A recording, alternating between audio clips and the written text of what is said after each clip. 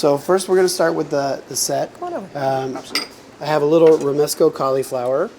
The prettiest of all the cauliflowers. Prettiest and super tasty. And you know, sometimes people will call it broccoli also. So I kind of feel like it has that broccoli cauliflower taste. Almost like a little hybrid. Exactly. Andrew, if you want, just grab the oil right there and give me a little shot right here in the pan. You got it. All right. Perfect. All right, so we're going to go ahead and get some of this right in here. Okie doke. All right, so next we're going to add a little bit of garlic to this. Okay. And I'm going to come in here. We just take one whole clove. I'll probably use half of it. Okay. And we'll do a little back slice. I love this. You do this every time you chop garlic on the set of the chef's kitchen. And it's definitely A samurai sword, apparently. Yeah. it's very knives are very important for the chef. As is technique, and that's a really great technique. So next we have a little bit of Cipollini onions here. And I'm just going to do two of these. One of the things I like to do when you're prepping, I'll actually flip them and put them together. And then I can come in and cut them together. It saves a little bit of time. And I'll come down here. Once I get to the bottom, we'll flip them to the side and kind of work right through there. All right. And next I'm just going to add one shallot. Okay. You can hear, I think it's really important in the kitchen. One of the things people get, intimidated a lot of times, when you're cooking your food's talking to you, you can hear the sizzle. You can smell it. As things begin to cook to where you want them, you'll be able to smell the aromas. And that's one of the things, I think it's a language that you have to learn a little bit. Totally. But as long as you're listening and smelling, you can pick it up pretty easily. So Using all the senses. I'm just going to add a little salt, and this kind of helps with the sweat. The salt's going to kind of pull some of the moisture out. We're getting some really nice color. All right. So I'm going to add one shallot here. In the same way, I just always make sure I take my roots off there. And that back slice. Just back slice.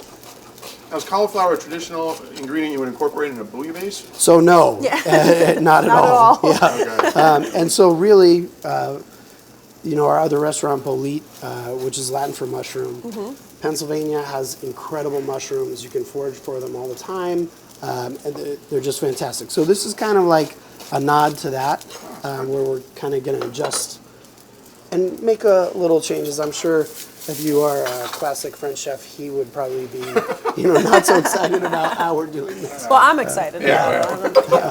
Okay, so here I have some hen of the woods or Maitake mushrooms. I just kind of pre-sear these off in a little bit of oil, salt, a touch of sherry vinegar. So I'm going to add these. The other reason I'm adding this, you can kind of see our pan's getting pretty hot. Yeah.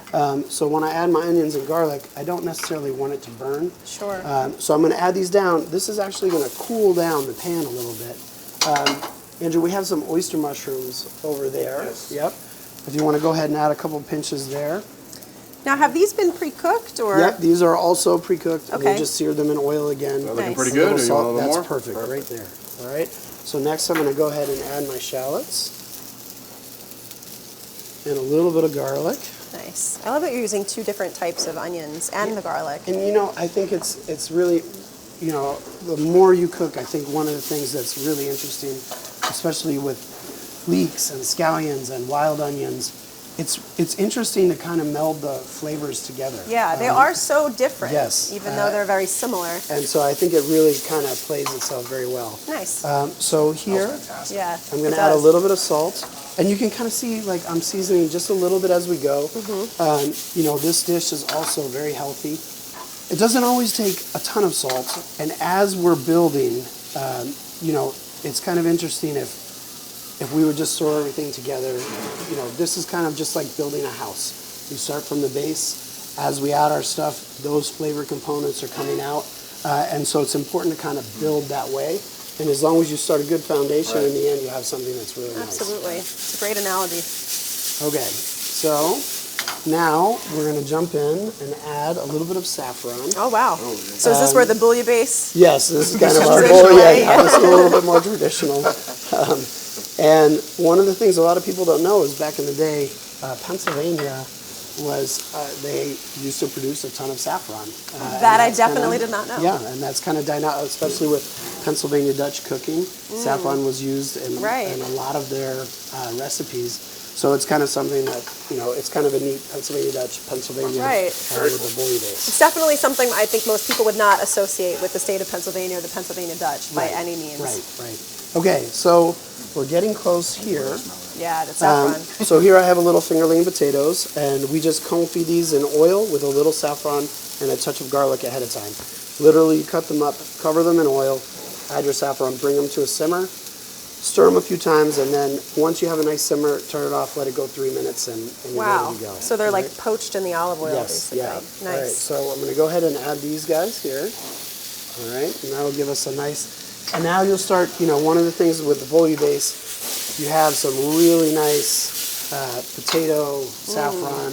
Now we have our mushrooms and our cauliflower to kind of bring that together to get a really Right. earthy. And hearty. And hearty, That's a dinner right there. But, so far, I mean, we have a little bit of oil in here. It's all pretty straightforward, very healthy. Absolutely. So I'm adding just a little bit of sherry vinegar and lemon Okay. juice to this right now. All right. That acid kind of helps to bring it all together. I can smell. It smells you incredible, you can the smell that saffron and the garlic. Yeah. So the final thing I'm going to add here, I have a little, and this is from one of our local farms. This So is cute. Kale Rabe, like broccoli rabe. Okay. It's So kind of it's sprouted. Yes, it's sprouted. They're very tender. It is kind of a delicacy. It happens quickly. Mm-hmm. You don't get to see it very much. So we're going to go ahead and add a little of this. This is kind of one of those things, if you're foraging, like wild mustard greens, any kind Right. of greens, I like to kind of throw those in. That's They great. have really nice earthy tones. And so we're going to drop these guys right How in often there. do you go foraging for your own food? Well, unfortunately, not as much as, you spend a lot of time in the kitchen. It's very hard You're a to get busy out. guy. Yeah. But every now and then we'll get out. I have 2 young daughters that we like to go together and walk around and forage for mushrooms great. and stuff. So, okay. So over here I have a little mushroom stock. Okay. And I'm going to go ahead and add this to this. All right. All right. Stand back. And this kind of, So that's sort of going to be the broth of the that's our bouillabaisse. broth. Okay. Yeah, this is the base of the dish here. Very nice. All right. We have a little bit of sourdough bread here. Beautiful bread. We have a nice grill. We're just going to go ahead. I'm going to season this up, get a little oil on it. So you just oiled them up and you're going to grill them real quick? Yeah, we're going to grill them. Great.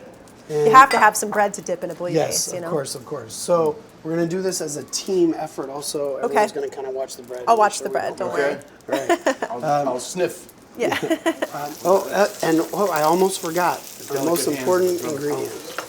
So over here we have a little Burgundian snails. Ah, a little and this kind of brings escargot. us our final Nice. little, I thought those were seafood-esque- another mushroom. Yeah.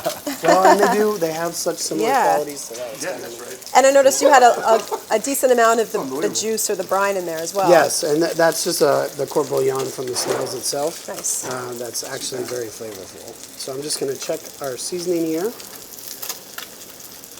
Okay. I'm taking that as a good I sign. think we're right where we want to be.